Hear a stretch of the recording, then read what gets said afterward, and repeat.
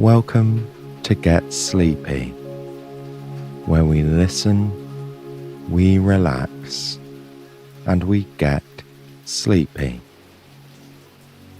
I'm your host, Thomas. Tonight we have another special long-length episode that compiles a number of our stories together into one. This time, we'll be enjoying 4 of our visits to Lily's Rainy Day Bakery. The first is a story called Pumpkin Pie and Coffee, followed by Baked Apples on a Blustery Day, The Perfect Batch of Cookies, and A Foggy Day for Fudge. To really help set the mood, we're going to play the sound of rain throughout in the background. I hope you enjoy listening to some of our all-time favourites here tonight, all written by Shady Grove Oliver, and all narrated by me. So now, let's take a moment to get settled more deeply into bed and into relaxation. The setting for our story tonight may feel familiar, cozy and comforting to many of you by now. A place you know you can rely on for all those soothing attributes. And the spot you're in right now, snuggling into bed, may well bring you that same sense of familiarity and comfort. Enjoy the feeling of your head sinking into the pillow, giving your neck muscles the opportunity to completely relax.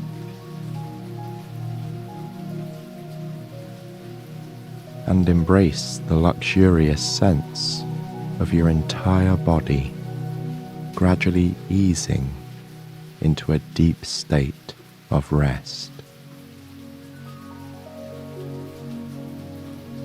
Even if you feel some tension or achiness in some areas of your body, just know that gradually, as you continue to relax, they will all melt away, bit by bit,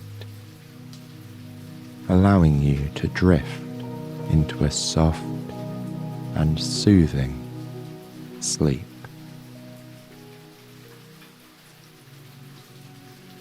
For now, just enjoy the coziness of your bed and the coziness of tonight's story too.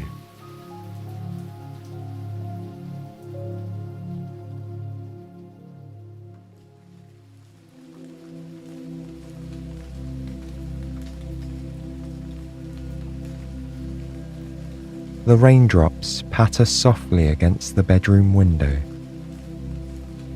The rhythm of this early morning shower is the first thing Lily hears as her mind drifts from dreams to wakefulness. She listens to every drop as it bursts gently on the glass. One by one, she counts them until there are too many to follow. So instead, she lets her mind wander as they all flow together, like grains of rice poured into a jar. This is the music of the season, she thinks, the rap of the rain and the timid rustle of leaves on branches. She smiles, picturing the beauty of the autumn colours and the gradual wrapping up of the year. Lily yawns and stretches her arms out over her head. Darkness still lingers outside, but it's time for her to get up. Soon, she'll put on her hat and coat and walk down to her bakery to prepare for the first customers of the day. Although she starts her morning before all of her neighbours, Lily doesn't mind. She loves what she does and always looks forward to putting the very first treats in the oven and brewing the first cup of coffee. The smiles on the faces of the people she knows make the early hours worth it. Plus, it means she's always ready for a good night's rest when the time comes. She sits up in bed and pulls the sheets away from her legs. Then she swings her feet over the edge. Her toes find the cozy warmth of plush slippers waiting on the floor. She shuffles into them and stands, yawning once more. Lily softly tiptoes into the kitchen. It just feels right to be quieter at this hour, when night fades slowly into day. Outside the window, she can see the first hint of morning light reflected in grey behind the house across the street. There, her neighbour is still fast asleep. He usually rises once the morning is well underway. After a cup of coffee, he moves to his garden, where he trims the grass and checks in on each and every one of his flowers and bushes. He keeps the nicest plants that Lily has ever seen. She sighs with gratitude, thinking of all the kind and friendly people who live on her street. Lily walks over to the kitchen counter and brews herself a cup of strong black tea. It's her favourite morning drink. She adds a splash of milk and watches the creamy liquid circle through the cup, slowly mixing with the darker counterpart. Carefully, she carries it over to her spot on the wooden seat beneath the kitchen window. She sits down and brings the steaming cup to her lips. The first sip is always the best. She welcomes the taste in her mouth. The tea warms her from the inside, like the embers of a cozy fire on a chilly day. Looking at the sky through the glass, Lily sees the clouds have formed a heavy blanket that hangs over town. It's unlikely there will be a break in the rain today, she thinks. But that's nothing to worry about. It always rains like this in autumn, and she enjoys the special feelings that come along with this time of year. If there were no rain, she wouldn't need to pull on her warm and fuzzy sweaters or slip her feet into her favourite rubber boots. She wouldn't get to wear her cozy scarves or use her cheerful coloured umbrella. Really, the rain is easy to enjoy, so long as you have warm clothes and a cup of tea. She takes the last sip and washes the cup in the sink, leaving it to dry on a little bamboo rack. Then she walks to her bedroom and dresses for the day. With a final glance at her comfortable bed, she heads to the front door. There will be plenty of time to rest later on. In the hallway, she pulls on her felt hat and woolen scarf and picks up her bright yellow umbrella. The door closes with a click behind her, and she steps out onto the walkway. She slides the umbrella open. it abruptly pops to life in a burst of colour above her head.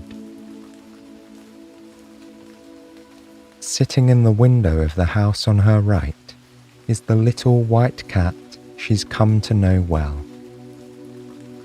Its owner is a lovely woman who usually wears her hair in a bun. The cat stares at Lily as she passes, but its expression gives nothing away.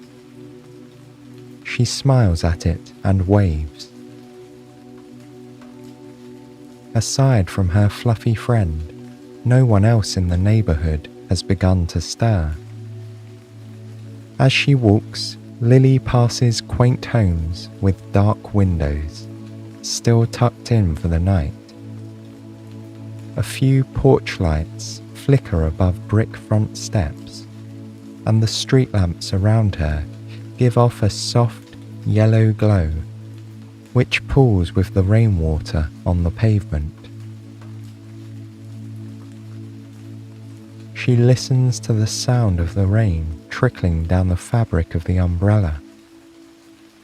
Beneath its sunny yellow canopy, she is safe and dry. It reminds her of when she used to build pillow and blanket forts as a child. Hidden away under the folds of cotton and fleece, she felt as though the whole world was distilled down into a quiet and protected space that was all her own. Lily smiles at the memory and uses her free hand to pull the woolen scarf more closely around her. She skips over a puddle on her left and weaves around another on her right as she begins her descent of the hill leading to the bakery's parking area. In the distance, the brightly painted door of the shop stands out against the gloom. Swirls of green, blue, yellow, purple, and orange paint dance across the wooden exterior, welcoming all who enter. She vividly remembers painting the door one summer evening all those years ago. Brush in hand, she let her creativity lead the way, combining the rainbow of colours into spiralling patterns all across the wooden surface. When she finished, she brushed the hair out of her eyes and looked down. Her overalls and hands were splattered with flecks of dried paint. She laughed, caught up in the joy of bringing beauty to the ordinary, if only in a small way. Now, Lily pulls out her set of brass keys and fits one into the lock on the door. It creaks open, revealing the dark interior of the still sleeping shop. She shakes off her umbrella and flicks a switch with her fingertip. The lights snap on, and she sighs with contentment. It's good to be back in the bakery. The smell of flour, sugar, and espresso beans greet her as she walks through the quiet shop. These aromas waft toward her from the kitchen, a reminder of yesterday's baking. There's also a hint of toasted pecans from the pie she made just before closing up. In her mind, she runs through all the things she plans to make today as she gets the bakery ready to open. She turns on the oven to let it warm up. First, she'll do cinnamon rolls, like always, she thinks to herself. But this time, she can add some toasted pecans for a little extra crunch.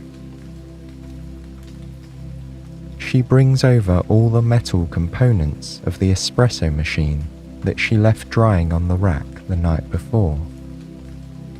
She'll also be making pumpkin pie today, she remembers. Every year around this time, her customers start to ask when the pumpkin pies will be done.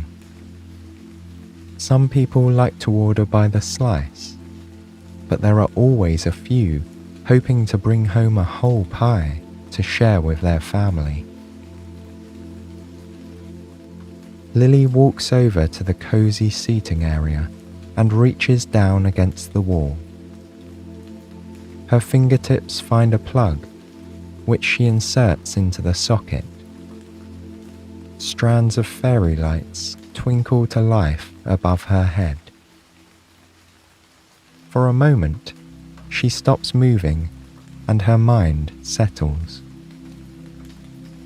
Lily takes a deep breath in and looks up at the lights. As she exhales, a sense of calm washes over her. It's important to slow down and enjoy the small moments, she thinks. After all, these are the ones that make life magical. With the lights shimmering on the ceiling, she walks over to the counter and into the small, open kitchen area.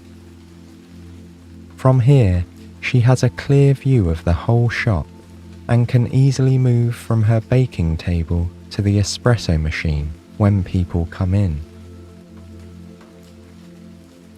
She pulls 2 large white buckets of dough out from under the counter. The sticky dough has been rising here overnight. She pours it onto the wooden surface and spreads it out flat.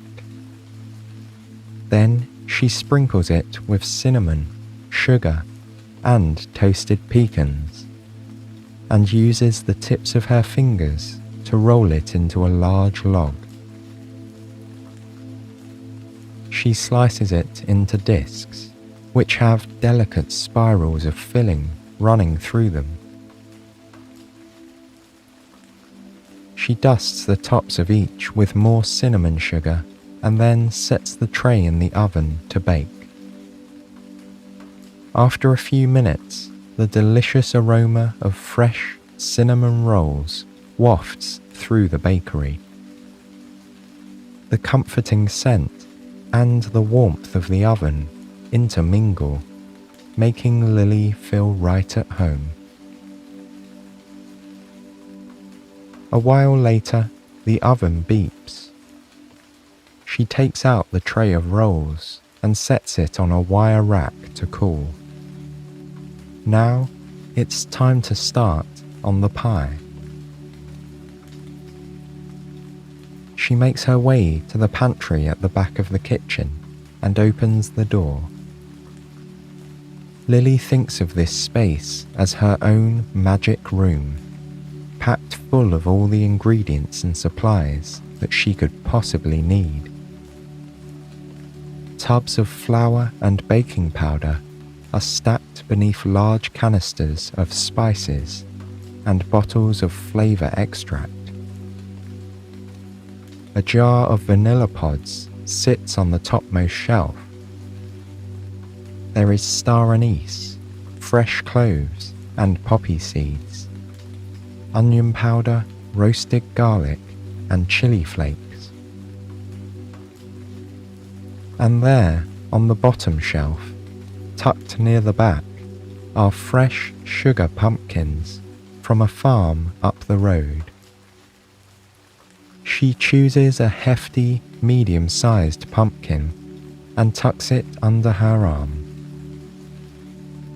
In a large metal mixing bowl, she piles jars of spices and a few wooden spoons.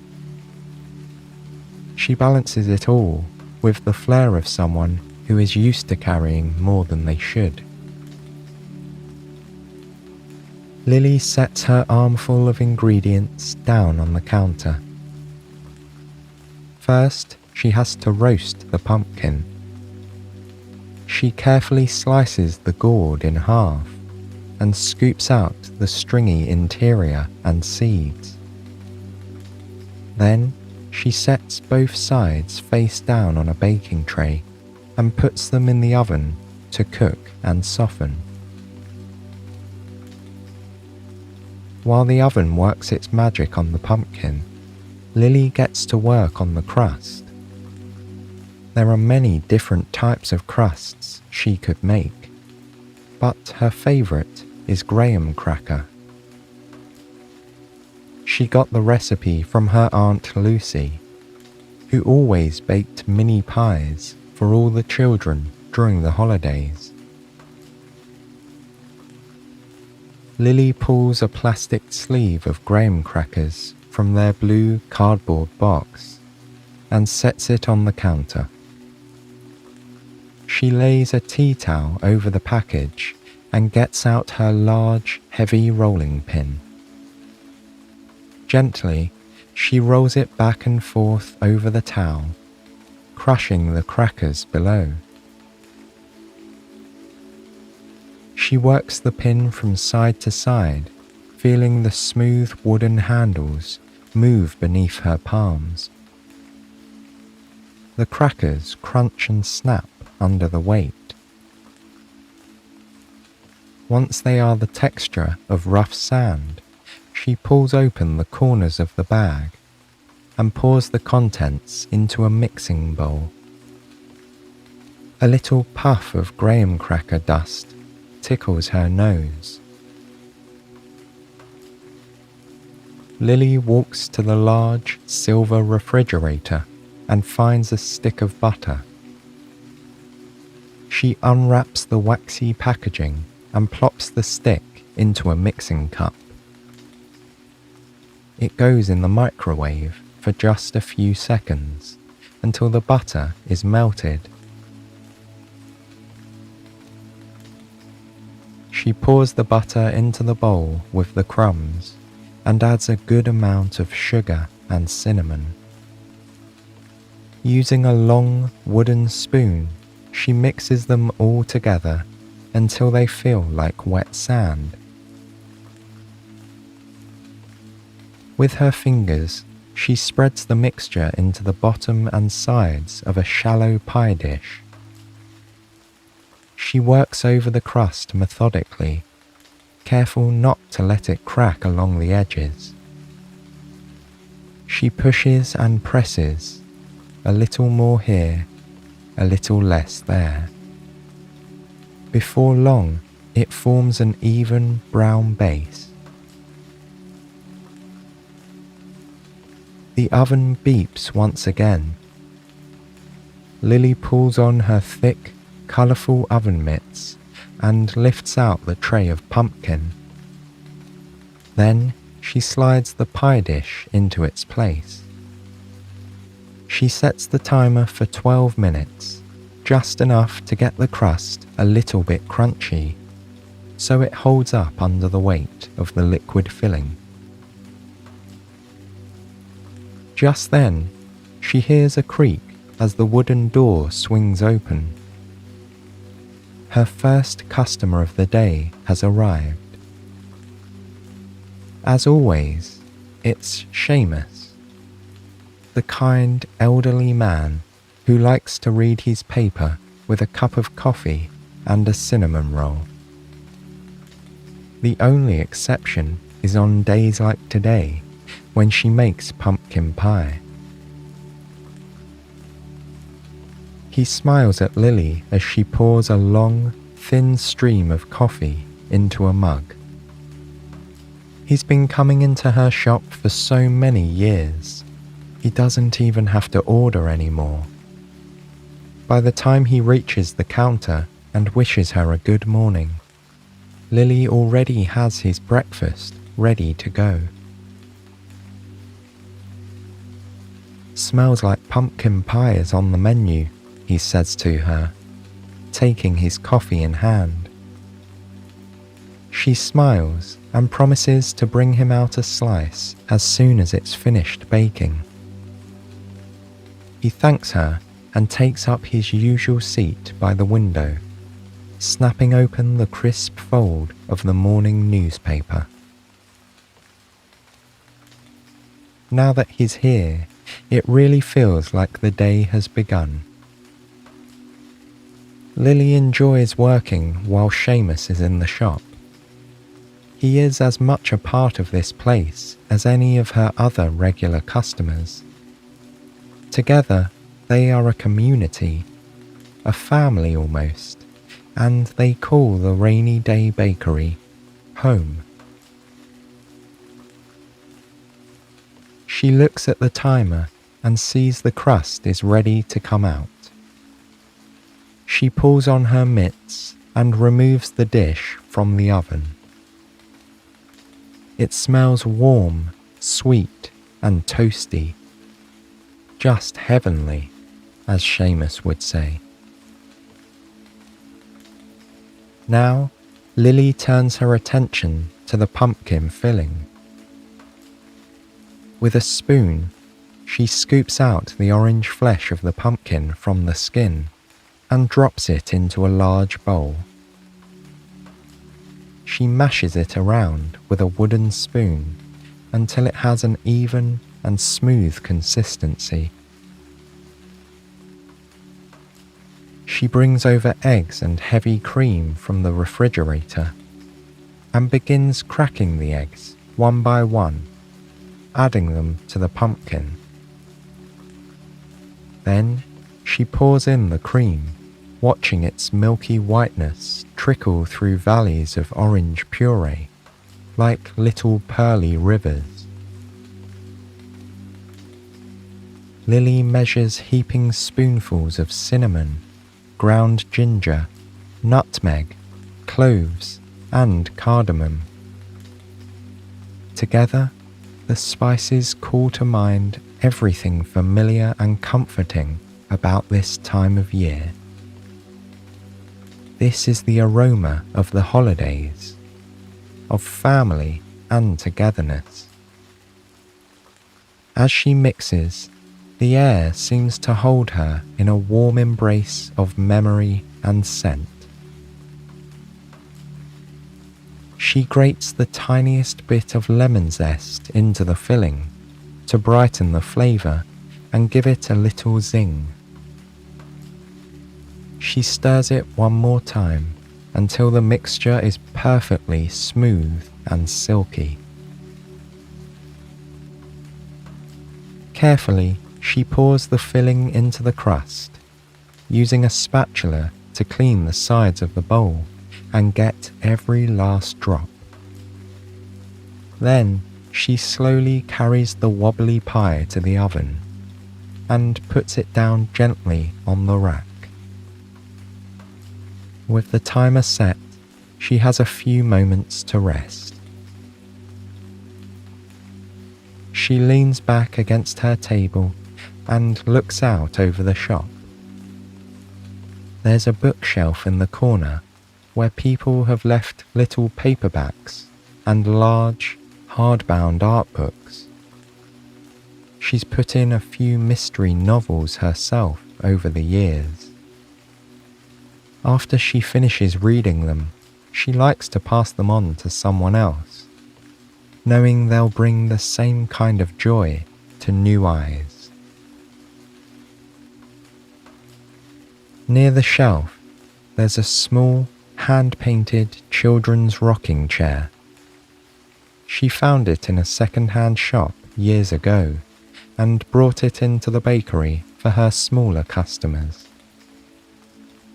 Over time, various children added their own special touches to the chair. Now, it's decorated with flowers and bees, squiggly lines and little scratches. The beep from the oven pulls Lily back to the baking at hand. The pie is ready. She opens the oven door, and a hot breeze meets her cheeks like dragon's breath. It carries with it the nutty and savoury sweet aroma of warm pumpkin pie. Lily pulls the dish out of the oven and sets it on the counter.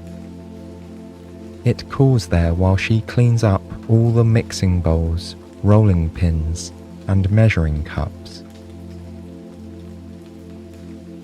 Over by the window, she can see Seamus casting curious looks towards the pie. She laughs and cuts him a slice. On second thought, she cuts an extra piece for herself, too. It's been a long morning already, and she can think of nothing better than sitting with an old friend for a taste of something sweet. She puts each slice on a small white dish and plops a dollop of fresh whipped cream on top. Then she carries them over to the table by the window and sits down across from Seamus. "Smells delicious, just like every year," he says, sinking his fork into the filling. Lily brings the first bite to her lips and savours the tanginess of the pumpkin against her tongue. The flavour is deep and aromatic. It fills her senses with warm, sweet spice. Perfect, she thinks, just perfect. As she eats her pie, she looks around with pride at her little bakery. Seamus smiles. Good friends are excellent company on autumn days like this, she thinks. She looks at the fairy lights and watches them twinkle to the rhythmic pattering of the rain against the window. These are the details that make this place feel like home, Lily thinks. The bakery tells the story of its customers, of all the people who have ever walked through its creaky wooden door. She smiles, contented, knowing this is exactly where she's meant to be.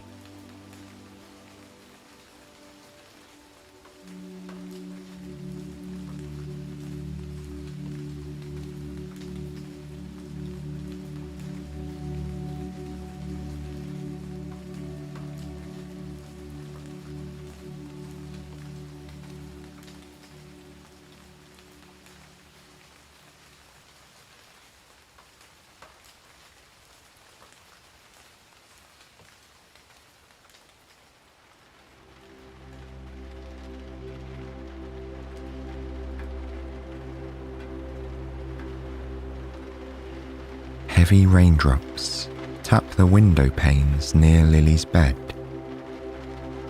Every so often, a gust of wind tosses the rain towards the glass with slightly more force. Lily lies under the covers with her eyes closed, listening to the sound of the storm, ebb and flow. It's sure to be a blustery day, she thinks to herself. These final moments in bed before she rises in the morning are some of Lily's favourites, when her thoughts are dreamy and her mind still remembers the feeling of deep sleep. Before long, she feels a yawn overtaking her and reaches her arms up and out in a big stretch. Next, she circles her ankles a few times to the right and then to the left, so they're ready to move when she steps out of bed. Lily takes a deep breath in and then lets it out slowly as her body relaxes into the soft comfort of the sheets. Just a minute more, she thinks to herself, with a hint of a smile. The rain taps the window in waves, as though curtains of water are opening and closing overhead. Another large gust of wind rattles the branches of the tree outside and sends a flurry of raindrops towards the house. Days like this are always exciting for Lily, when the weather seems wild and unpredictable. It's as though the rain and wind encourage her to be a bit more spontaneous herself. With that thought, she pushes herself up until she's sitting on the edge of the bed, and then stands, glancing out the window as she does. As always, it's still dark outside. Lily wakes up earlier than most people in town, as she has to have the bakery open and ready by the time everyone else is starting their day. She knows the rest of the neighborhood is sleeping soundly. Even the house cats are probably dozing in fluffy beds or on pillows by windowsills, waiting for dawn. Lily slides her feet into her comfy slippers and then pads softly into the kitchen. The first thing she does is put on the kettle for a nice cup of strong, hot tea. She leans against the counter as she waits for the water to boil, listening to the bubbles beginning to rumble within. Lily takes out a small metal tea ball from the drawer and fills it with fragrant strands of loose leaf black tea. Each leaf stands at a funny angle in the ball, so she has to be careful not to let any of them fall out as she twists on the top. She hangs the tea ball over the side of her cup by a tiny metal hook and chain. When the water is ready, she pours it over the tea. Bubbles rise up from within the metal ball, and it floats slightly before sinking to the bottom. A fan of tea colour spreads out from it, shading the clear water as it swirls around. Lily lifts the cup to her nose and inhales deeply. She loves the smell of hot tea on a chilly morning. Feeling spontaneous, she decides to skip her usual splash of milk, opting to drink it black today. But still desiring the comfort of her routine, she carries it over to the wooden seat beneath the kitchen window. This is where she always drinks her morning tea, gazing out at the sleepy neighborhood on the other side of the glass. Some mornings, the first rays of light would already be shining through the clouds by this time. But today, the sky is heavy and dark. A blanket of grey clouds hangs low over town, and the rain is continuous, shifted only by the ever-changing wind. She can see how it bends and sways the branches of the tree across the street. It's definitely coat weather today, she decides. Lily sips her tea slowly, feeling herself warming up a bit more with every drop. She She wiggles her toes inside her fuzzy slippers, enjoying the way it sends a tingling sensation across her skin. This is the most perfectly cozy morning, she thinks to herself. When she finishes her tea, she washes out the cup and sets it to dry on a bamboo rack by the sink. Although the sun hasn't come out yet, Lily knows it's time to get ready to head down to the bakery.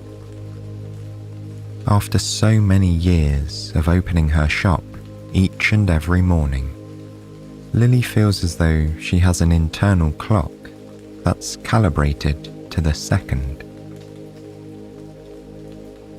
She intuitively knows when she should be finishing her tea and when she needs to step out the door in order to make it to the bakery in good time. Lily shuffles into her bedroom and picks out a grey shirt to wear. It's a fitting colour to match the weather outside.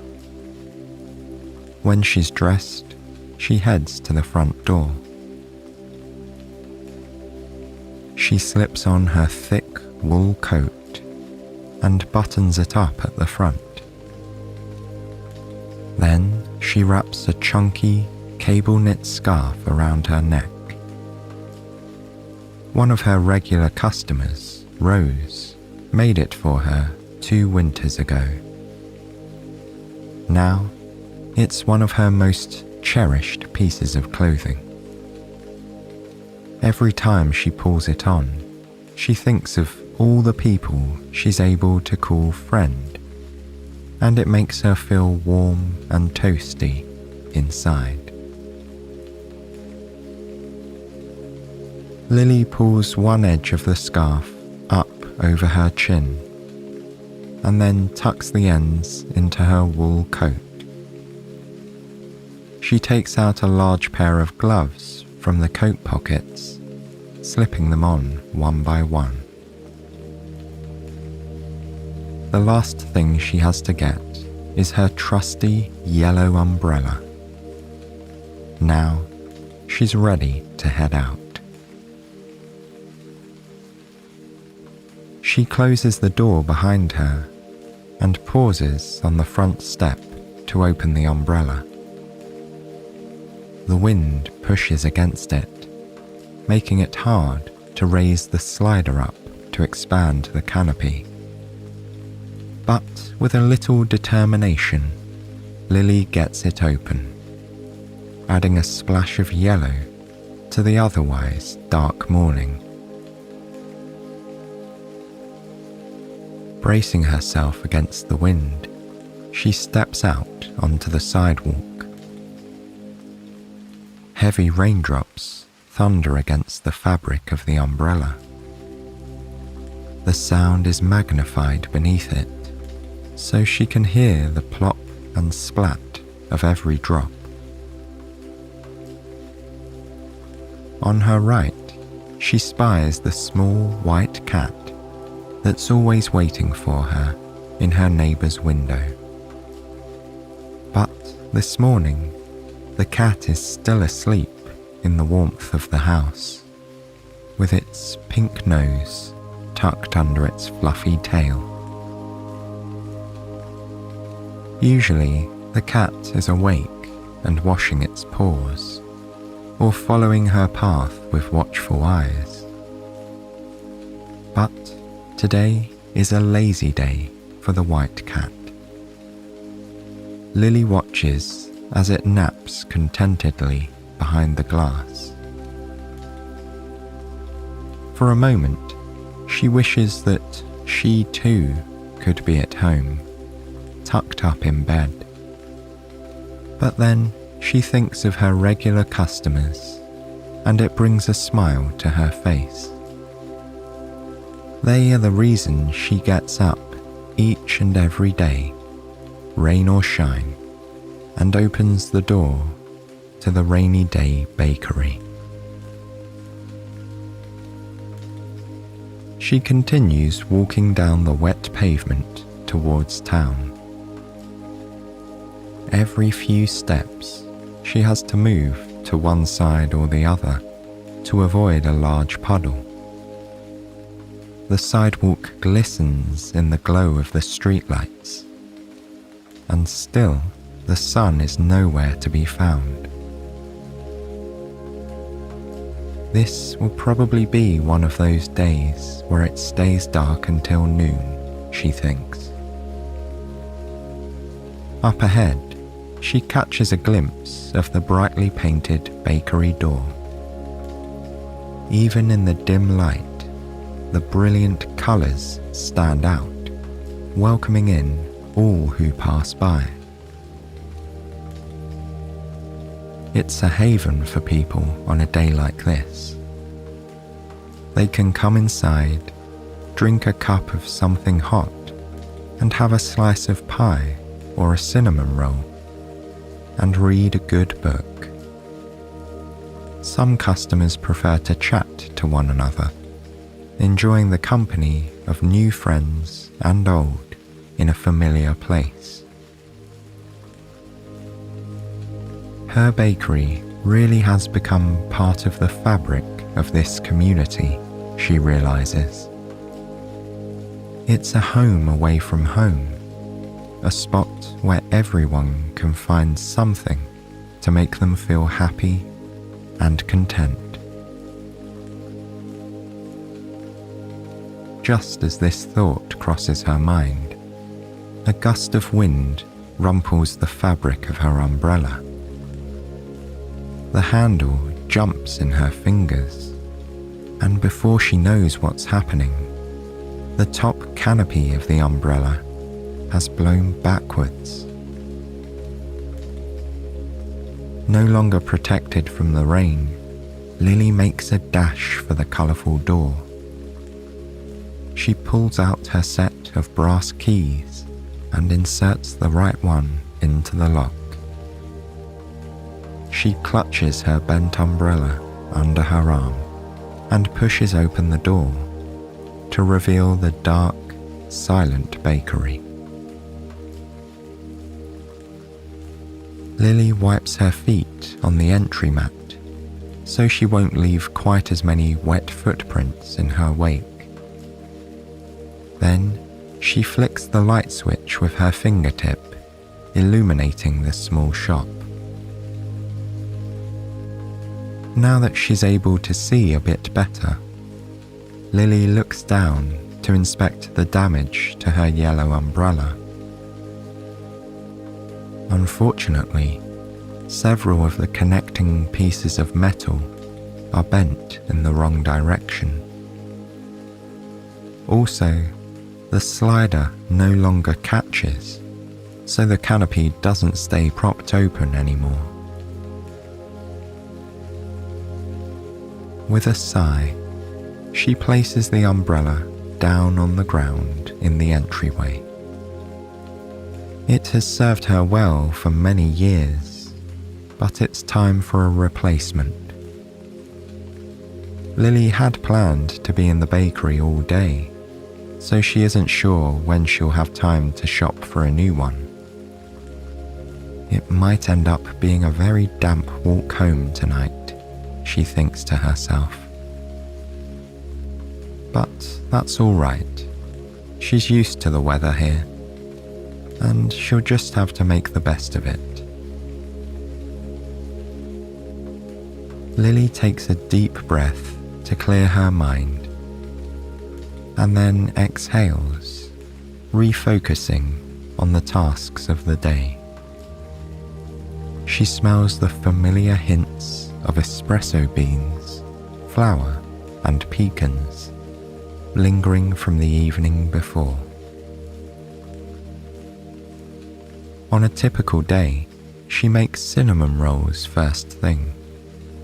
But like with her tea, she's feeling spontaneous. Maybe it's the wind or the rain pattering heavily on the ground outside. But Lily thinks it's time for a change. She heads into the cozy seating area and leans down to plug in a strand of fairy lights. Within moments, they twinkle on overhead like diamonds. With a bit more pep in her step, she walks back into the pantry.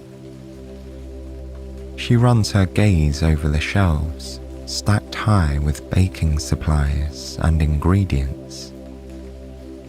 But what do I want to make today? She whispers to herself. She made a blueberry pie 2 days ago, lemon squares and pecan rolls yesterday, and chocolate muffins last week. Those are all favourites with the customers. But then, Lily considers what would make her happy. A few years back, Lily found her grandmother's cookbook on a shelf in the family house. While she was leafing through it, she came across a recipe she'd never tried before. It looked intriguing, so she marked her place with a piece of scratch paper in the spine. Lily's grandmother's cookbook now resides on a dark wooden bookshelf standing against the back wall of the pantry. With a smile, Lily walks over to the book and opens it to the correct page. The recipe is simply titled Baked Apples. In the margins of the page, yellowed with time, Lily sees her grandmother's recognizable scrawl. Her note reads, "Perfect for a chilly autumn day." Here and there across the page, her grandmother wrote in corrections to the original recipe, little tips and slight changes of measurements to make the final product even better. This is what I'll make today, Lily decides. It's time to try something new. The ingredient list is fairly simple. She needs butter, brown sugar, cinnamon, nutmeg, rolled oats, chopped pecans, and several large apples. Lily gathers the ingredients and carries them back behind the counter. She leaves the butter out to soften. Then she begins preparing the nuts. She chops them coarsely and sets them to the side before measuring out the oats. Finally, she turns on the oven and leaves it to preheat. The next part of the recipe is a bit trickier. She has to core the apples and make a pocket for the filling without splitting them in half. Her grandmother wrote in the margin beside it, "Used paring knife and spoon," it instructs her. Lily picks up her paring knife and inserts the tip near the stem of the first apple. She slides it in and cuts in a careful circle around the core. Then she twists it slowly to help the core detach closer to the bottom. With a gentle pull, it comes free. The hollowed out apple reminds her of a pumpkin with its seeds removed. She sets the fruit aside and moves on to the next one. Soon, the task feels routine. She's able to remove the core with one swift movement, over and over again, until she has a row of apples ready to be filled. Next, it's time to make the filling. Lily gathers the softened butter, sugar, cinnamon, and nutmeg, and mashes them all together with a wooden spoon. When the spices are evenly distributed, she stirs in the oats and pecan pieces. Then she takes a spoon and carefully stuffs the filling into the apples, right up to the top. When the apples are prepared, she lines them up carefully in ceramic pie dishes. Lily pours water into each dish, so the bottoms of the apples are just submerged. Prevents drying and burning, her grandmother wrote. Finally, she's ready to put them into the oven. She slides her hands into thick oven mitts and places the pie dishes on the metal racks. Lily closes the oven door and sets the timer to let her know when she needs to check them. As she's beginning to clear up her workspace, she hears the door to the bakery creak open. It's Rose, one of her favourite customers, and someone she now considers a friend after all these years. Rose smiles and waves from the door before unwrapping her scarf and hanging it over the back of a chair. Lily has her coffee ready by the time she's heading over to the counter. Rose thanks her with a warm smile and then asks how Lily's day has been going so far.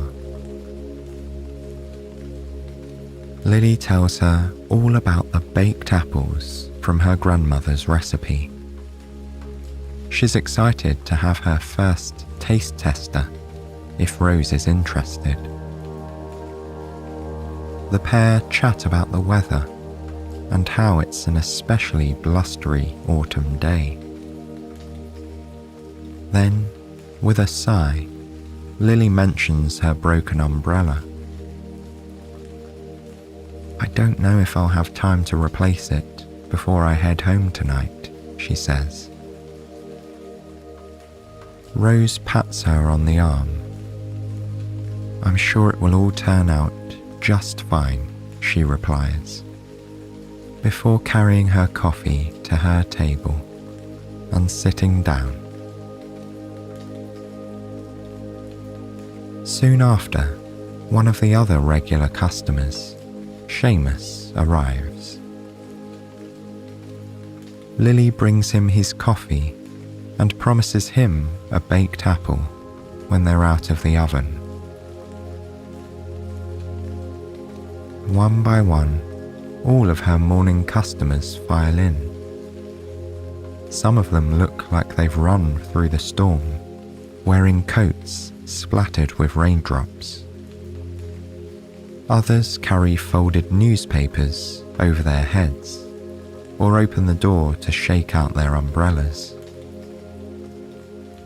She serves them a variety of coffees, teas, and sweets. When the timer goes off, Lily turns away from the seating area and faces the oven. She carefully pulls out the pie dishes filled with apples, which are now soft and gooey. Out of the corner of her eye, Lily notices Rose speaking with different customers. She wonders what they're all talking about at this time of the morning. But it's just a passing curiosity as her mind returns to the task at hand. She She carefully plucks the apples out of the water-filled pie dishes and sets them on individual plates. Then she walks over to the refrigerator and takes out a carton of whipping cream. She pours some in a bowl and spoons a bit of sugar on top. Then she uses a handheld mixer to beat it into whipped cream. The mixer drones on as the beaters spin, and Lily watches Rose head out the door. But she hasn't even tried her baked apple yet, Lily thinks. When soft peaks form in the white cream, she stops beating. With a metal spoon, Lily drops a dollop of whipped cream on every apple, along with a drizzle of her famous caramel sauce. The warm fragrance of the hot apples and rich cream is tantalizing. It permeates the air, creating an atmosphere of homey comfort. She carries the first plate out to Seamus and sets it in front of him. Next, there are plates for the family in the corner, the woman with the newspaper, and the man who usually orders cranberry scones. As she's distributing the apples, Lily sees Rose walk back through the door. In her hand is a long, thin package wrapped in shiny paper. Rose beckons to Lily, who comes over. "This is for you," she says, handing her the package.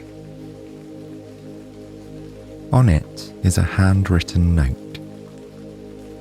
"To Lily, from all your friends at the Rainy Day Bakery." Lily pulls open the paper to reveal a brand new umbrella inside. This one is green with yellow polka dots and a handle in the shape of a duck's head. "This might be the most cheerful umbrella I've ever seen in my whole life," Lily tells Rose as she admires it. "Thank you all so much." Looking around the room, Lily can see that the other customers are smiling widely too. This was a present from all of them, she realizes. A present from all of her friends. The thought fills Lily with warmth and joy. This place and these people give her a true sense of belonging. "I've got something for you too," she tells Rose with a wink, handing her one of the last 2 baked apples from her grandmother's recipe. The other, Lily keeps for herself. Together, they sit by the window, gazing at the wet, grey, and windy day outside. But here in the Rainy Day Bakery, everything and everyone is safe, warm, and loved. Lily uses a spoon to scoop out some of the soft apple and gooey filling. It's perfectly spiced and deliciously sweet. And it's made even more so, knowing that her grandmother guided her along the way, and she's sharing it now with the best of friends.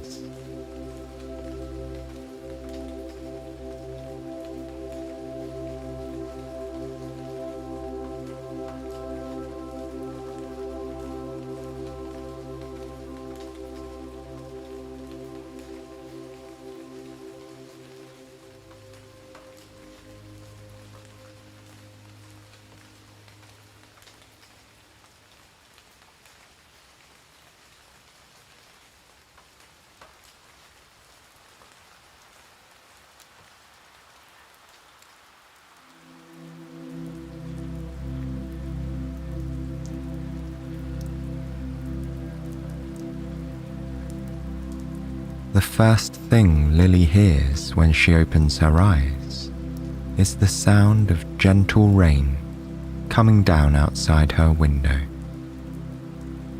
There isn't even a hint of wind, so it's just the steady, rhythmic sound of droplets hitting the ground. She yawns, bringing her arms up over her head and stretching her legs out as far as they'll go.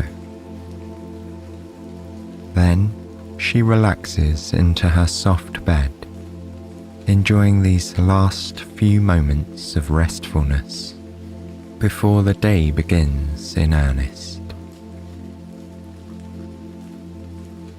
Lily has a big day ahead. She'll be hosting the annual cookie decorating party at the bakery. She made several batches of sugar cookies yesterday, but she's still got more to do before people start arriving later this morning. This is one of her favourite times of year. The bakery is always a nice place to be, but on Cookie Day, it's full of warmth, laughter, and the smiling faces of her friends and neighbours. Lily stretches once more and then shifts her legs over the side of the bed and sits up. Her fuzzy slippers are right where she left them last night. She puts them on and then pulls her robe off the hook on the back of her bedroom door. Snuggling into its cozy warmth, she walks quietly into the kitchen. Her morning routine is almost always the same. First, she puts the kettle on. While she waits, she fills a metal tea ball with a delicious cranberry orange spiced black tea. It's one of her favourites to drink in winter. When the water is hot, she pours it over the tea ball into the cup and breathes deeply as the spicy steam fills the air around her. She pours in a splash of milk and then carries it over to her wooden window seat. The sun rises later at this time of year, so it's still quite dark outside. She can see the hint of a nightlight in her neighbour's house across the street, but most people here are still asleep. Because she opens the bakery every morning, Lily has to be awake before everyone else. She's always enjoyed that part of her job, being the one to usher people into their day with a cup of coffee and something sweet. She hopes it helps them start off right. Although she gazes out the window for quite some time, the sky overhead stays dark and cloudy. They were forecasting snow today, she thinks to herself. I wonder if it will come after all. She brushes the back of her hand against the cold glass of the window. It just has to get a bit colder, she thinks with a smile. Snowy days always make the bakery a bit more magical to Lily. From where she works behind the counter, she has a clear view out the windows to the street. Whenever it snows, she likes watching it pile up on the pavements, where children run through it, laughing and smiling, or build snowmen by the street lamps. She's always enjoyed watching the rain too, of course, but everyone needs a little extra magic sometimes, she thinks to herself. Lily takes a last sip of tea and carries the cup over to the sink. She washes it and leaves it to dry on her bamboo rack. Then she heads back into her bedroom to get dressed. Every year during the cookie party, Lily wears the same charming sweater. She got it several years ago as a Christmas gift.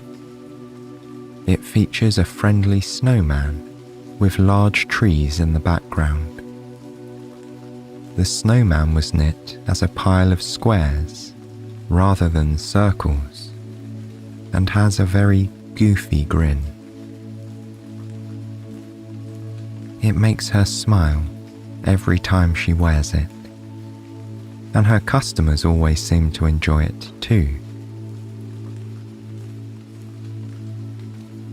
When she's ready, she walks out of her bedroom to the front entryway. Lily pulls on her coat, scarf, hat and gloves. Then she picks up her new umbrella, green with yellow polka dots, and a handle shaped like a duck's head, and loops the cord around her wrist. Closing her door with a click, she steps out into the early morning rain. It's let up a bit since she was in bed. Now, it's more of a drizzle, but she still prefers the warm and dry comfort to be found beneath her umbrella. Lily slides it open and holds it above her head. The drops make a gentle pitter-patter on the cheerful fabric as she begins to walk down the road. Every time she uses this umbrella, it makes her think of her friends and long-time customers at the bakery. When her trusty old umbrella broke during an autumn storm, they bought her a new one as a gift. It was a gesture of kindness she thinks about often, and she's happy for the reminder on this rainy morning as she gazes up through the colourful polka dots streaked with lines of water. Looking over at her neighbour's window, she's surprised to see a black cat instead of a white one. It peers at her with watchful eyes as it presses its nose to the glass. Then, just behind it, Lily spots a flicker of white. Sure enough, it's a tail belonging to the cat she's used to seeing on her walk to work. She watches as the cats readjust and curl up together, like semicircles completing each other's pattern. How nice for the white cat to have a new friend, Lily thinks.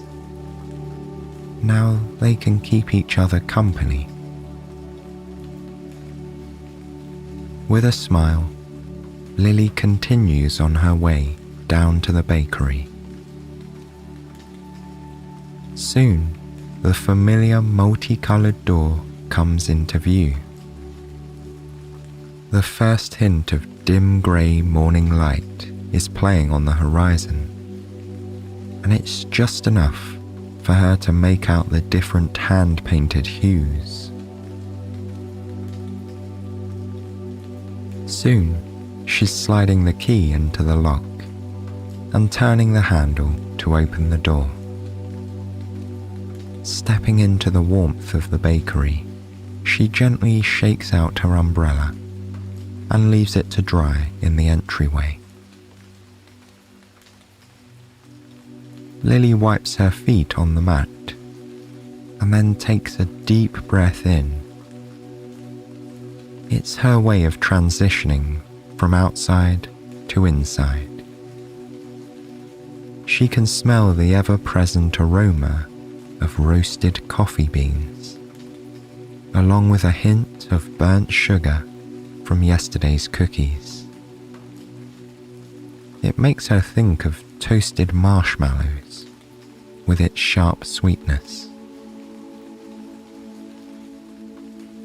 She steps forward and flicks on the lights, bringing the bakery to life.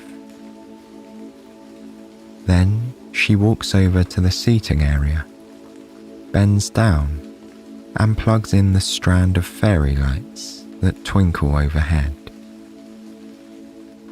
Now, she's ready to start the day.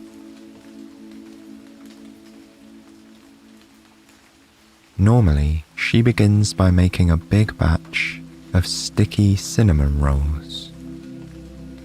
But on this day, everything's a bit different. She still has a couple of batches of cookies to make to ensure she has enough of all the right kinds for later. Lily heads over to the pantry and gets out all the dry ingredients she'll need.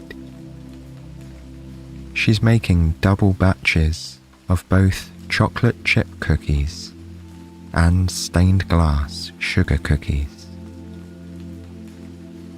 First, she pulls out flour, white sugar, brown sugar, vanilla extract, black treacle, and chocolate chips. Then, she finds the cornstarch and salt. And finally, she pulls out a bag of colourful, hard candies. She'll melt these down to form the panes of glass in the stained glass cookies. From the refrigerator, she gets the baking soda and eggs. The butter has been softening on the countertop, so it's the perfect texture to use now. Lily divides everything by batch, then mixes the dry and wet ingredients in separate bowls. When she's ready, she combines these until the dough is the perfect consistency. For the chocolate chip cookies, she folds in the chips carefully so they don't break apart. Then piles the dough evenly onto a tray using an ice cream scoop and puts the tray in the oven to bake.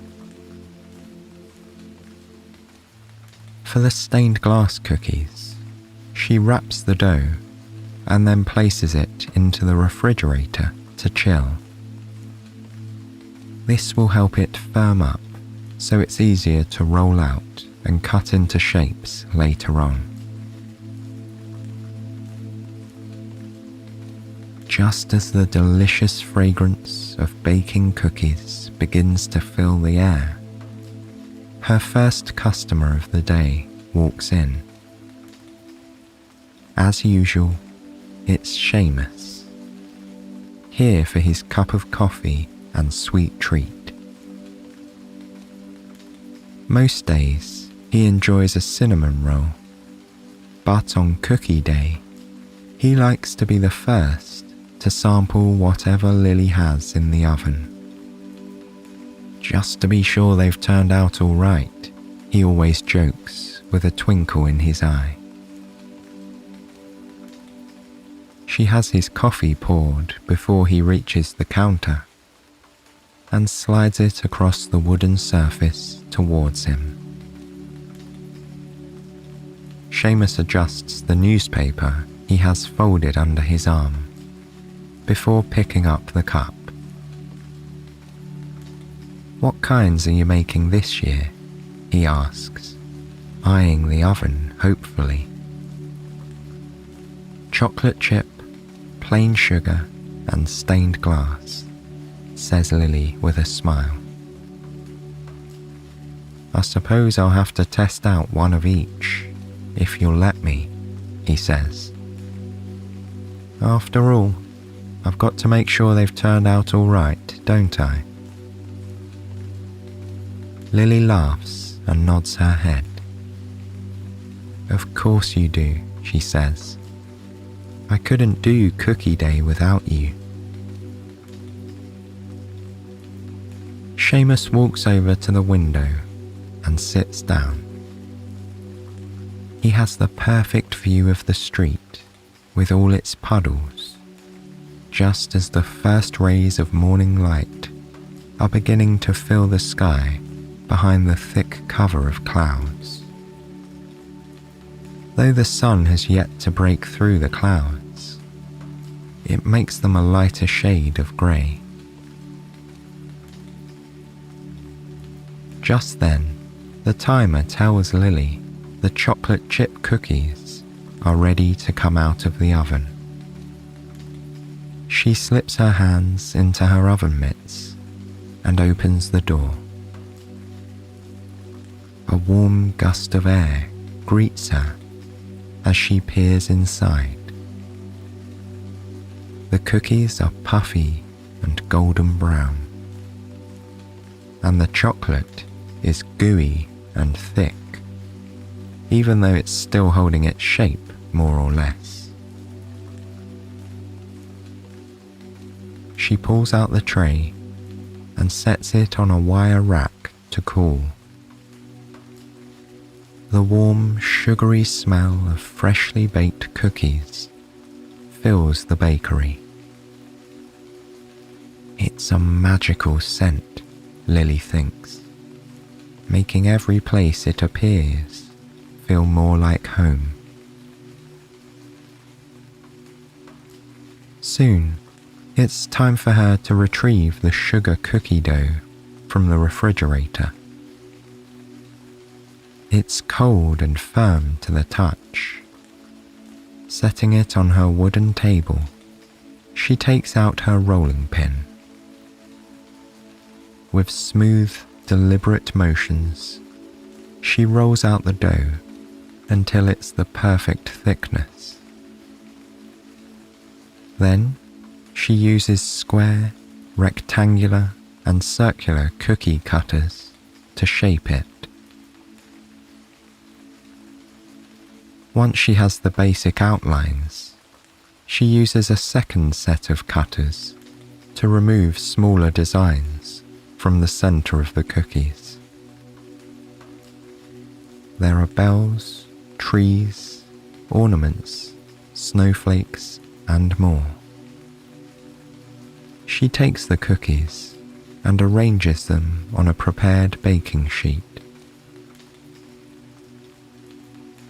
Next, she divides handfuls of the colourful hard candy into bags by shade.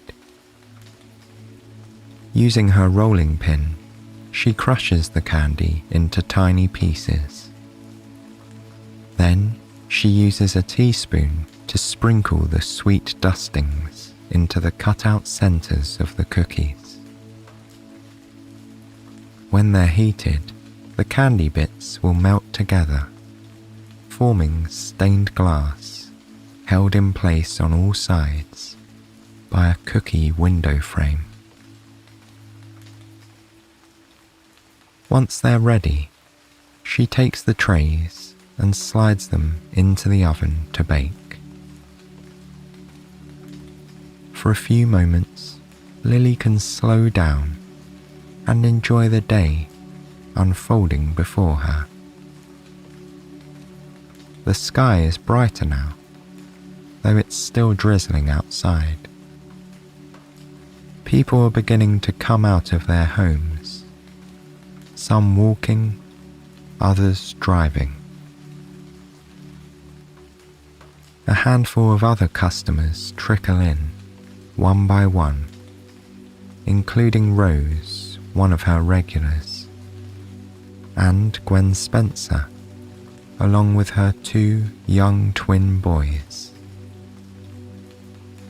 The only reason Lily can tell the twins apart is because one wears glasses and one doesn't. Otherwise, they are dressed exactly the same, in red shirts and blue jeans, with green, fuzzy Walker socks. The twins are only 2 years old, and they both enjoy toddling around the bakery, playing in the kids' corner and greeting the other guests. They also know they are likely to get a sweet treat from Lily whenever they come to visit. Seeing them reminds Lily that she still has some preparation to do before the cookie party begins. Wiping her hands on her apron, she walks over to the pantry and gathers all of the cookie decorating supplies she can find. There are sprinkles in every shape and colour, thin ones, flat ones, and round gold and silver balls. She also finds jars of coloured decorative sugar, green, blue, red, yellow and purple. There are chocolate curls, coconut flakes, and tins of crushed peppermint candy. She places them all into a large basket, which she carries out to the seating area. She lays out an assortment of decorations on every table, along with tubes of icing sugar and colourful gel, and shakers filled with powdered sugar. Finally, from the very back of the pantry, she pulls out a large metal tree. Each of the branches is ribbed so that ornaments can be hung from it all the way down. But instead of ornaments, the tree will hold as many of the decorated cookies as it can. When her timer goes off, Lily returns to the oven and removes the stained glass cookies. She smiles to herself. They look absolutely perfect. Each cookie has a glossy center in bright and vivid red, blue, orange, yellow, or green. As they cool, she gets out the plain sugar cookies she made yesterday. These have already been cut into fun shapes, like snow people, evergreen trees, snowflakes, and stars. One by one, she arranges all of the different types of cookies onto large silver platters. Every table will have its own, so people can choose to decorate whatever they'd like. But before she carries out the larger trays, she has a special delivery to make. She places one of each kind of cookie onto a small plate which she sets down right in front of Seamus. He smiles broadly as he lifts the chocolate chip cookie to his mouth. Taking a bite, he sighs with contentment. "I think these are the best cookies you've ever made," he says. "In fact, I think they're the perfect cookies." This is what he tells her every year about each of the cookies. Happiness wells up inside Lily as she thinks of the satisfaction of a job well done. Every time she bakes a cinnamon roll, a croissant, or a cookie that someone enjoys, the knowledge makes her day a little brighter. Returning to the counter, she retrieves each of the larger trays and sets them on the tables.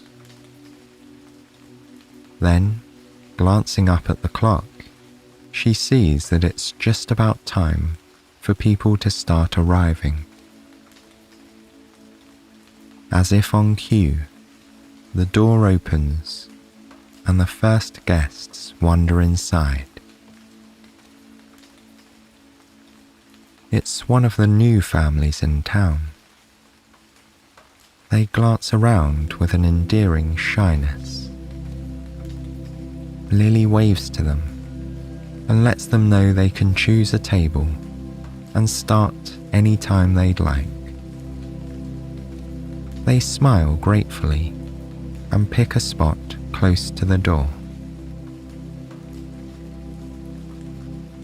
Next comes an elderly couple who are here visiting their grandchildren. They always stop by if they have time while they're in town. They sit near Seamus, exchanging friendly greetings before settling in. One by one, people Lily knows from around town pour into her bakery. Old and young, by themselves or with family and friends.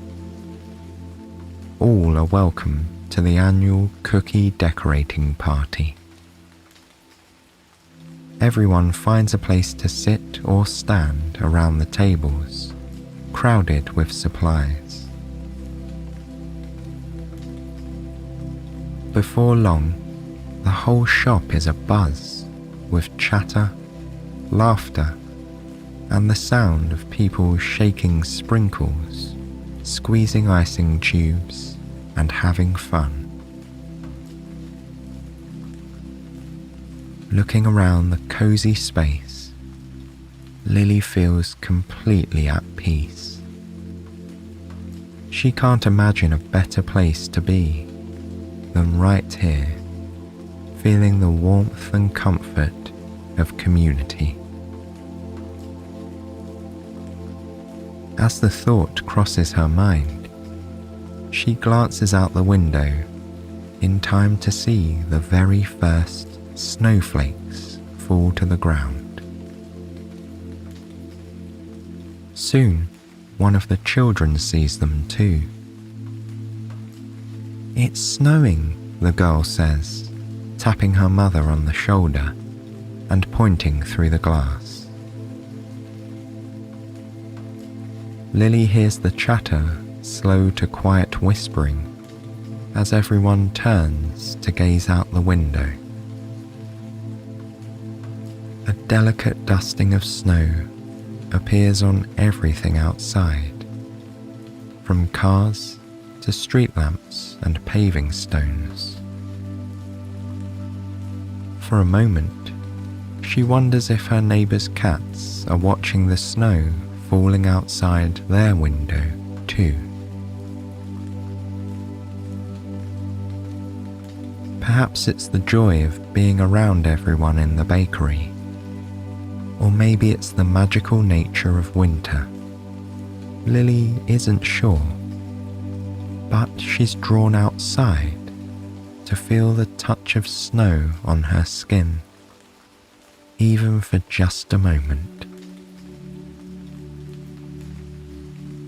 Quietly, she slips around the front of the counter and over to the door.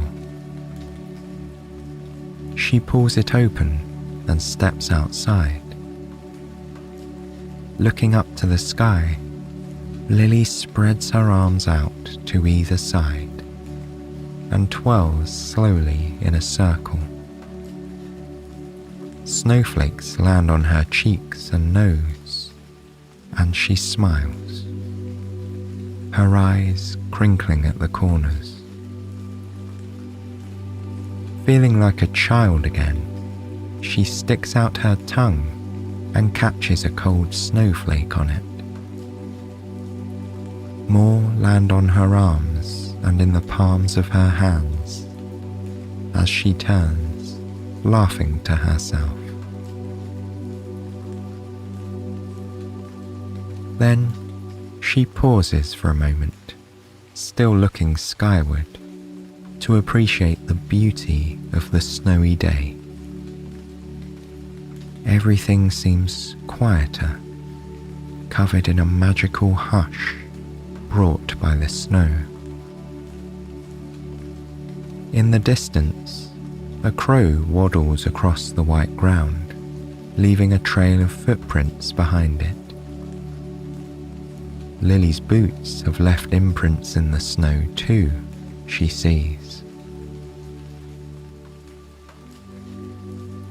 With a happy smile, she waves goodbye to the crow and the snow and makes her way back inside the warm and toasty bakery. All around her, people are enjoying themselves as they decorate cookies. She sees palm-sized snow people with scarves and hats, green frosted trees with colourful ornaments, white and blue snowflakes with delicately iced edges, and white candles with curving yellow flames.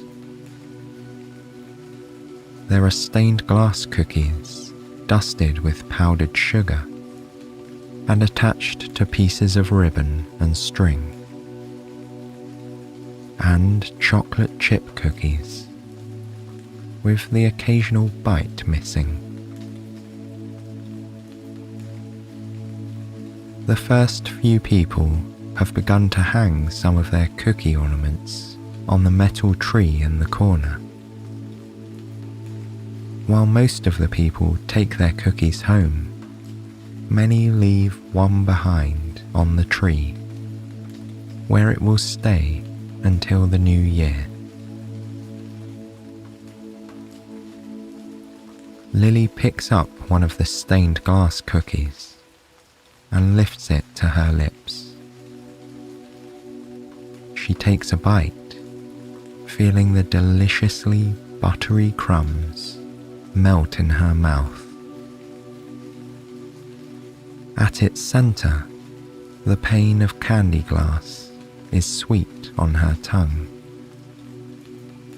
There's nothing better than a freshly baked cookie, Lily thinks to herself.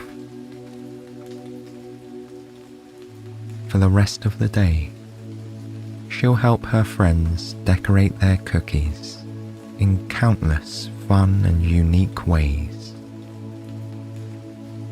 She'll eat a couple more, and maybe even have an afternoon coffee as a treat. But for now, she's content to stand here, taking in the festive atmosphere as the magical snow falls outside the window of the bakery.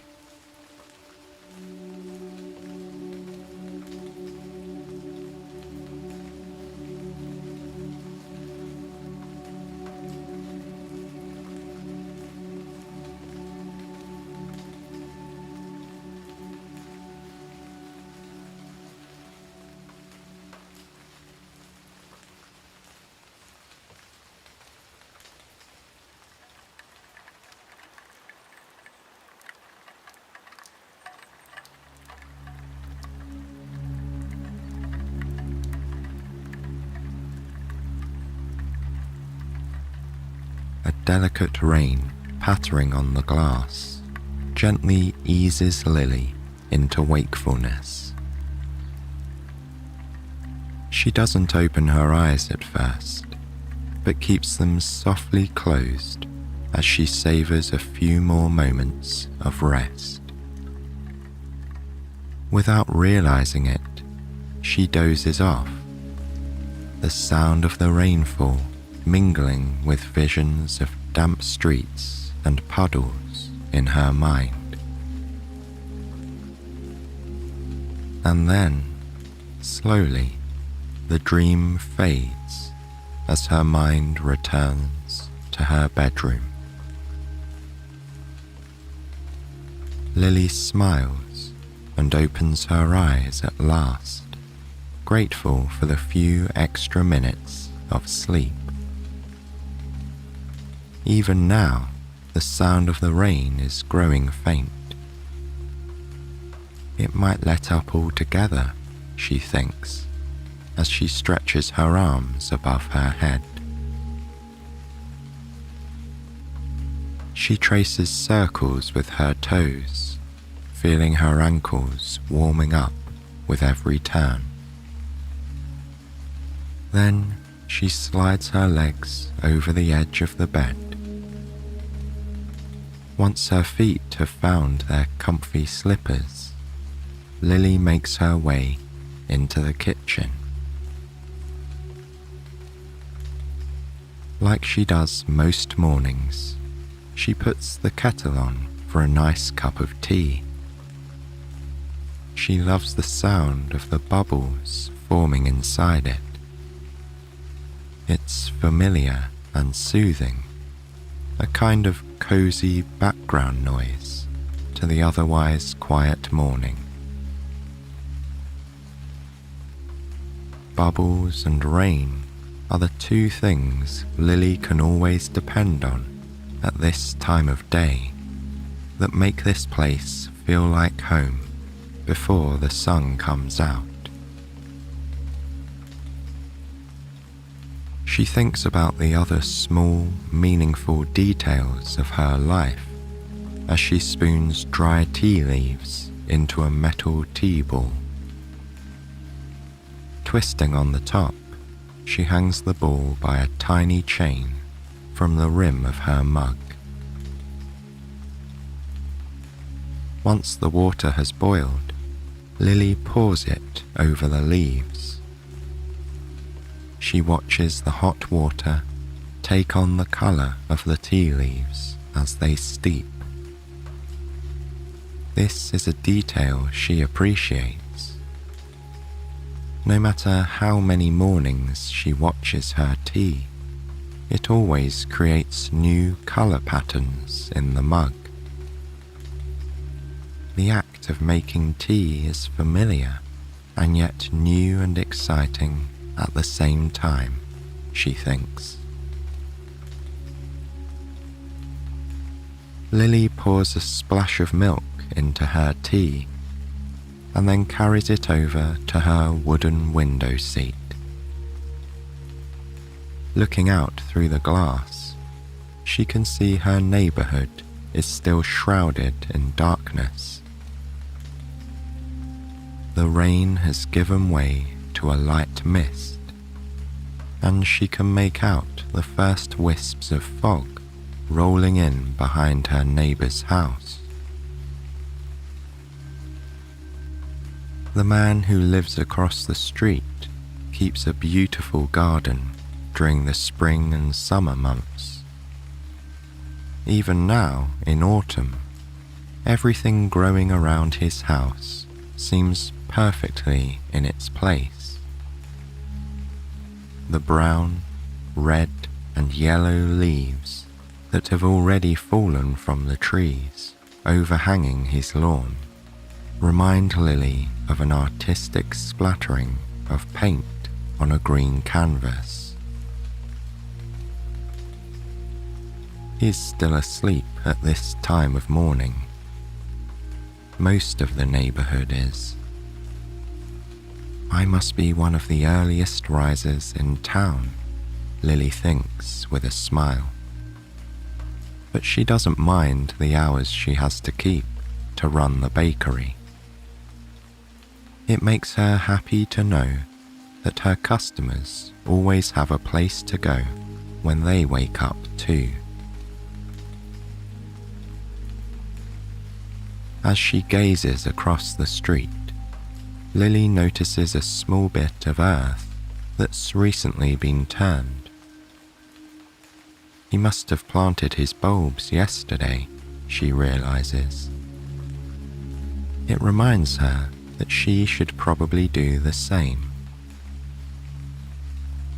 There's a small garden just outside the bakery where Lily has experimented with planting various things over the years. One year she planted herbs, another tomatoes and peppers. Now it's a flower garden, or it will be in springtime. But she needs to get her bulbs in the ground soon. They rely on the cool autumn soil to wake up from their slumber and put down roots for the spring.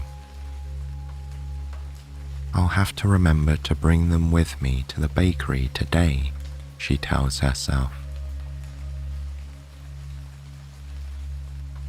After finishing her tea, Lily takes one final glance out the window. The fog is rolling in around the house across the street now. Fog was in the forecast, Lily remembers. She's always enjoyed a good foggy day. There's something mysterious and magical about fog, she thinks, as though enchantments and worlds of possibility are hidden just out of sight. The thought makes her grin as she stands and carries her mug over to the sink. After washing it out, she leaves it to dry on the bamboo rack and heads into the bedroom to get dressed. Today, she chooses a red shirt with yellow details to wear. If it's going to be a grey day, she might as well bring a pop of colour with her outfit, she thinks. By the front door, she finds a paper bag filled with flower bulbs. They are fairly round, and in between hard and soft to the touch. The daffodil, narcissus, and crocus bulbs remind her of onions and garlic, while the hyacinth bowls are reminiscent of turnips because of their reddish-purple colour. Lily slips on her coat and gently stuffs the bag with the flower bulbs into the large pocket. Then she puts on her hat and gloves and loops the handle of her green and yellow polka dot umbrella around her wrist. She opens the door and for a moment stands and looks out onto the quiet street.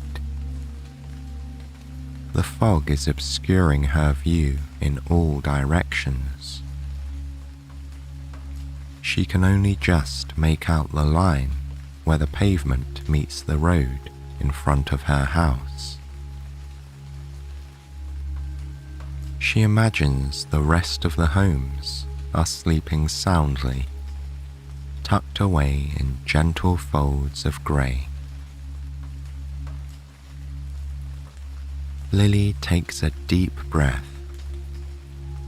The fog and the rain before it have had a cleansing effect on the air. It smells cool and rejuvenating. Feeling refreshed, she closes the door behind her and begins her walk.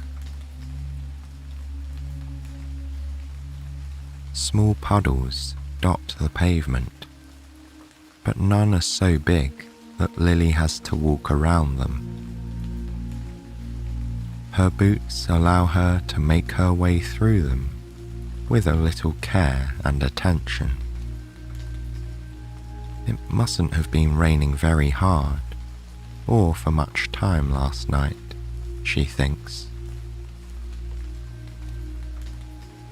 It's nice to walk down to the bakery without her umbrella open too. She takes advantage of this and looks up into the grey sky. The fog encircles the tops of the trees that line the street, weaving in and out of their brown branches and among their colourful leaves. Lily reaches out a hand and swishes it quietly through the air. She can feel the mist gathering on her skin. Looking at her hand once she pulls it back, she sees it's dotted with countless translucent droplets.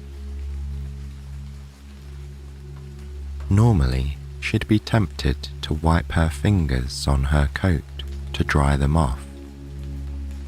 But instead, she brings her hands together, inviting the moisture into her skin, as though she's applying lotion.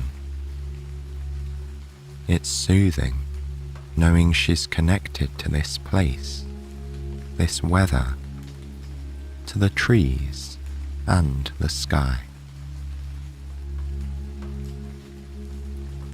Lily lets her gaze fall on the space where she knows her neighbour's house should be.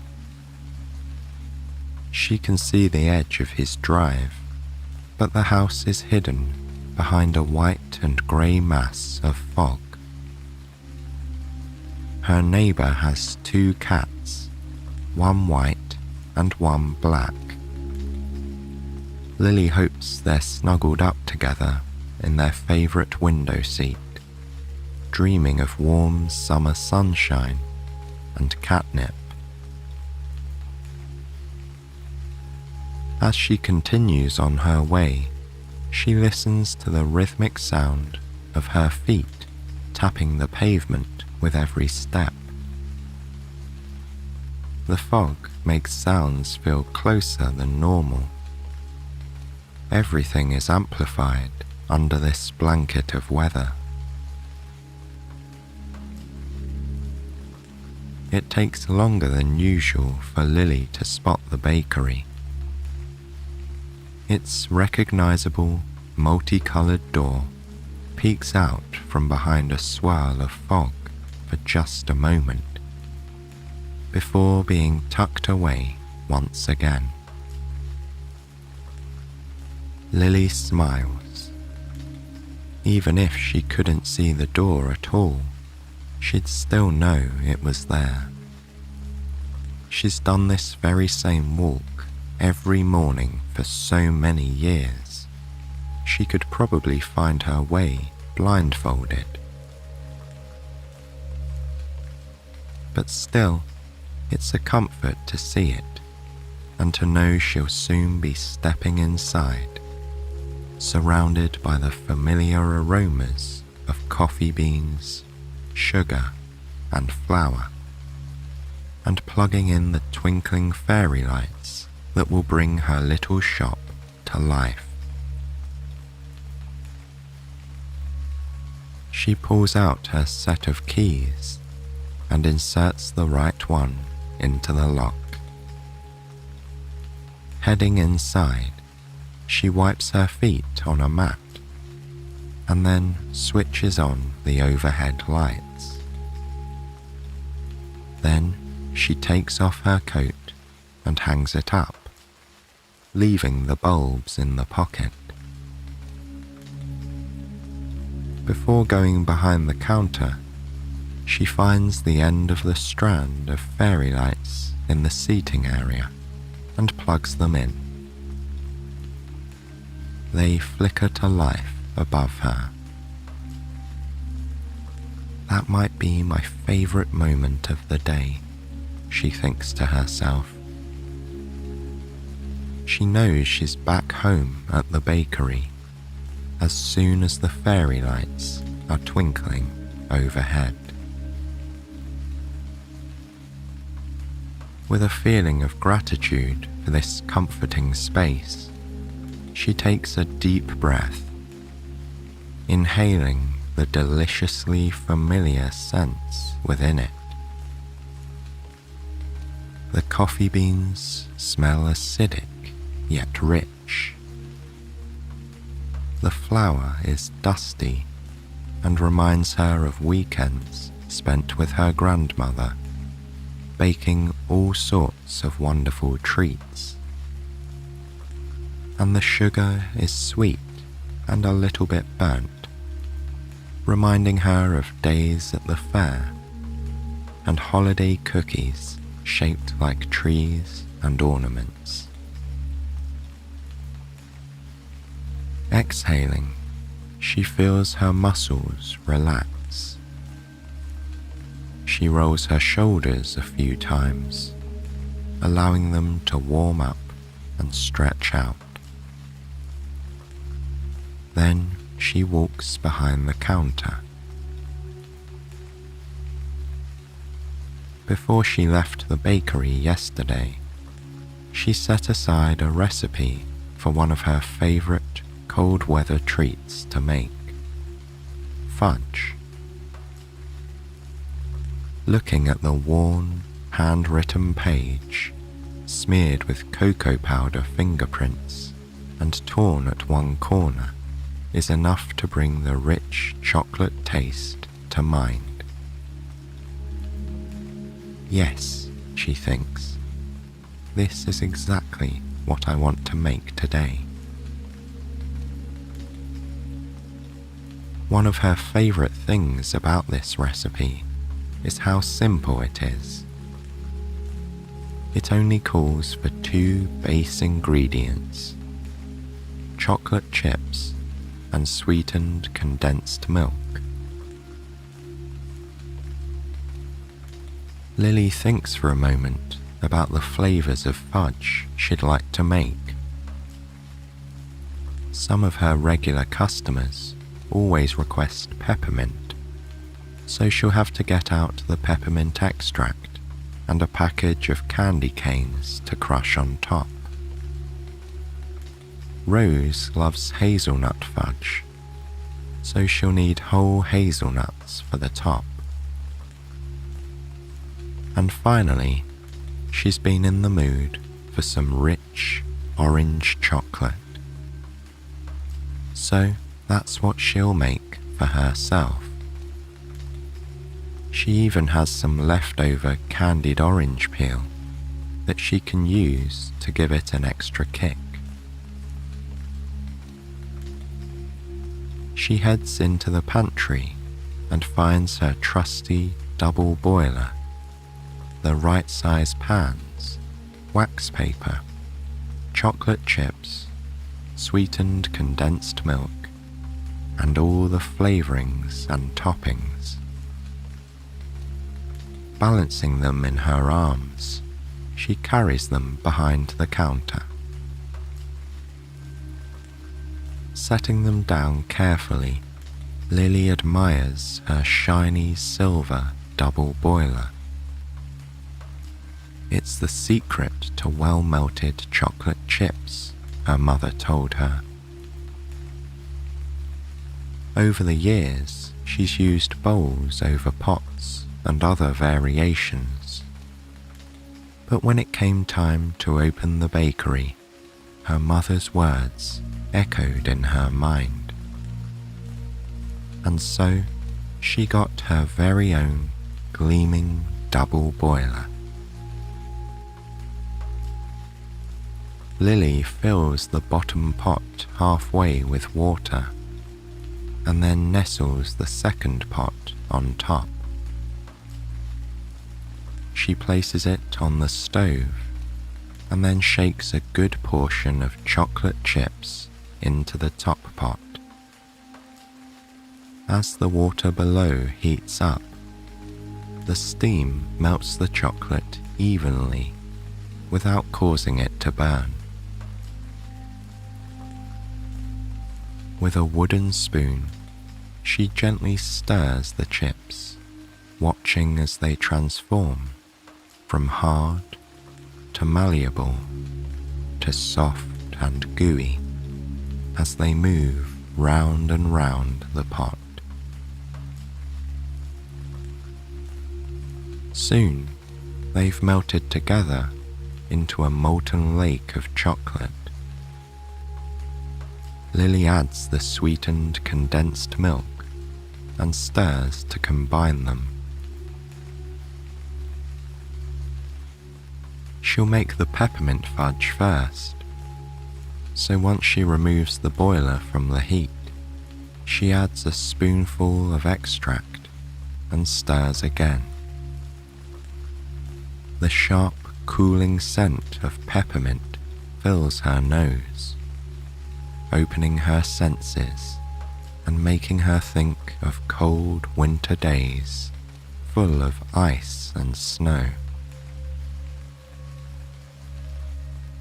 Before it has a chance to cool too much, she pours the chocolate mix into a pan lined with wax paper. Ribbons of fudgy liquid cascade into the metal holder, filling every corner like lava running through a rocky channel. Lily uses the wooden spoon to scrape the sides of the pot, making sure every bit of fudge is accounted for. Then she gently lifts the pan and taps it on the counter, helping the liquid fill any remaining gaps and evening out the top. Now, it's time to add the topping. From a nearby drawer, she retrieves a heavy rolling pin.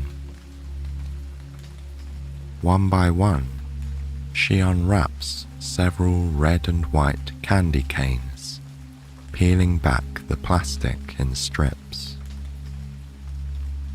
Her fingertips get ever so slightly sticky as they touch the sugary sweets.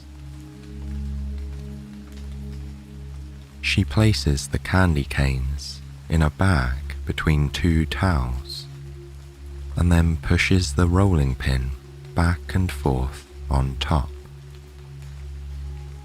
Subtle snapping noises let her know the candy is breaking apart. Once it's crushed into tiny pieces, she gathers some in her palm and sprinkles it over the cooling fudge.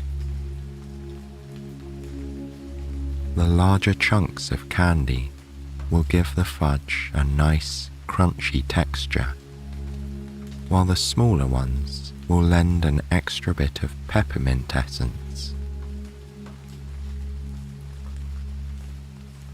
Lily carries the fudge over to the cooling racks, where it will wait until it's ready to be sliced and served. In the meantime, she'll wash up the pot and prepare the next two batches. Before she begins the next batch, she zests a whole orange. She'll use the little flecks of peel to give the fudge a brighter, citrusy flavor in combination with orange oil. Once she has the chocolate chips melted and stirred together with the milk, she adds the zest and oil. In the pan, this melted fudge glistens in the light. The oil lends it a silkier texture. Lily can picture the way it will melt in her mouth when she takes the first bite. She places curls of candied orange peel across the top of the fudge, gently pressing them down so they'll cool in place. Then she pops one piece in her mouth, delighting in the sharp citrus flavor, muted by the thick, sweet coating. Finally, it's time to make the hazelnut fudge. Just as she's about to put the water on the stove, Rose appears on the other side of the counter. "It sure is foggy out there," she says to Lily. Rose tells her she got turned around this morning leaving her house and thought for a while that she'd gone the wrong way. The fog was so thick she could barely see her hands in front of her. But then, in the distance, she saw the twinkling lights in the bakery windows. They were like little guiding stars, ushering her through the gloom to her home away from home. Lily smiles broadly as Rose recounts her tale, and she's particularly excited to let Rose know that there will be hazelnut fudge coming her way later on. "Oh, that's my favorite," Rose says, clapping her mittened hands together softly. Lily pours a cup of coffee and hands it to Rose, who carries it over to a comfy seat by the window. Returning to the stove, Lily sets up the double boiler and combines the chocolate and milk just like before. Then she removes the mixture from the heat, adds hazelnut flavoring and some crushed hazelnut pieces, and pours it into the lined pan. To finish it off, she carefully places whole hazelnuts in neat rows across the top of the fudge. Every piece will have one, adding crunch and depth of flavor. Glancing over at Rose, she sees the other woman smiling as she catches a whiff of the hazelnut fudge. The rich scent permeates the air, mingling with the orange and peppermint, the perfect medley for a chilly day. While she waits for the fudge to cool, Lily decides she'll use the time to get the bulbs in the ground. Besides, it's a slow day, and I'll be able to see anyone coming in, she thinks. She walks over to Rose and lightly rests a hand on her shoulder. "I'll be outside if you need anything," she says. To her surprise, Rose offers to help. How lovely to have company out in the garden, Lily thinks. While she feels completely at ease spending time alone with her plants, she always enjoys time spent with good friends. And after so many years, Rose is most definitely a good friend. Together, Lily and Rose head to the door, slipping on their coats and scarves on the way out. When they reach the small garden, Lily pulls the bag of flower bulbs out of her pocket. Rose opens the top of a workbench where a few tools are stored and finds a couple of trowels. The two women kneel down on the ground, laughing together as they feel the dampness of the soil soaking into the knees of their trousers, and begin to dig. They chat about all the seasons they've watched go by here at this bakery.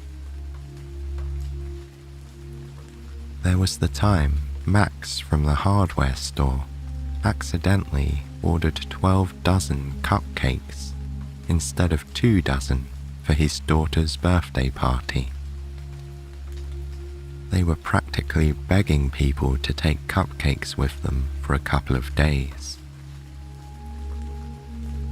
And the one summer when a storm came in and washed out a few roads, stranding visitors in town. Everyone congregated at the bakery, making coffee and snacks, and collecting blankets, children's books, and more to keep their new guests comfortable until the roads were repaired. We've had some good times here, haven't we?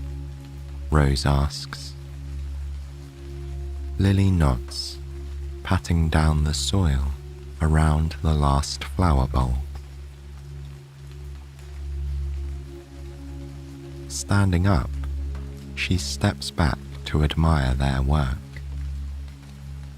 Rose follows her. They stand together in companionable silence, sharing a moment of reflection and gratitude for years well spent. And Lily watches the fairy lights twinkle like guiding stars in the foggy gloom,